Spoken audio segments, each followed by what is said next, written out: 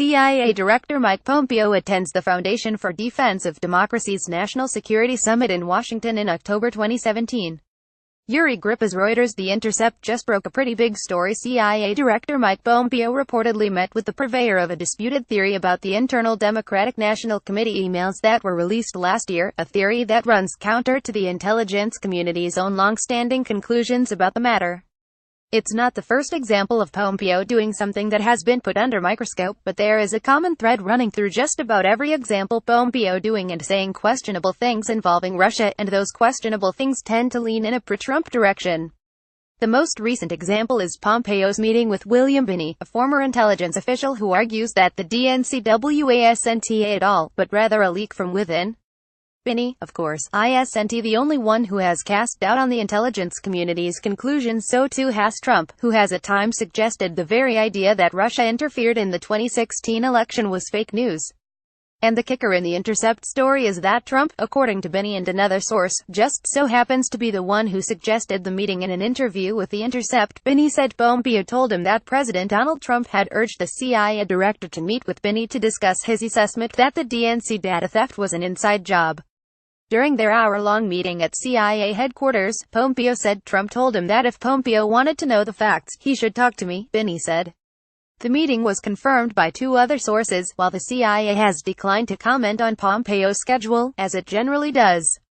Dean Boyd, a spokesman in the CIA's Office of Public Affairs, told the Post the director stands by and has always stood by the January 2017 intelligence community assessment. Pompeo has said in public hearings that he believes Russia was behind the yang. The implications here are pretty big. A U.S. president telling his CIA director to meet with someone pitching what the intelligence community basically regards as a conspiracy theory. The intelligence community's report on Russian interference, from way back in January, is clear that it believes this was in July 2015. Russian intelligence gained access to Democratic National Committee (DNC) networks and maintained that access until at least June 2016. The Russian Foreign Intelligence Service, or GRU, probably began cyber operations aimed at the U.S. election by March 2016. We assess that the GRU operations resulted in the compromise of the personal email accounts of Democratic Party officials and political figures. By May, the GRU had exfiltrated large volumes of data from the DNC.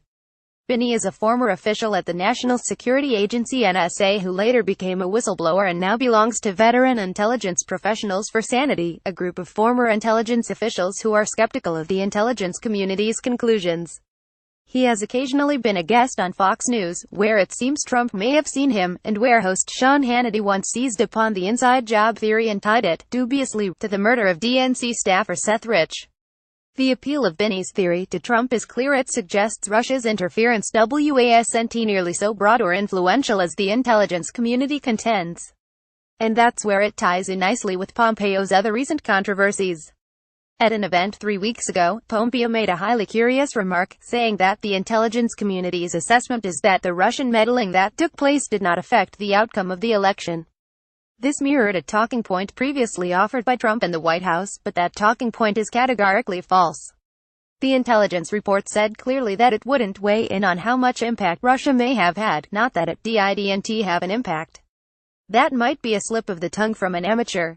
But how the CIA director, of all people, could get something of such importance, something that for him should be completely basic knowledge, so wrong sure seemed odd.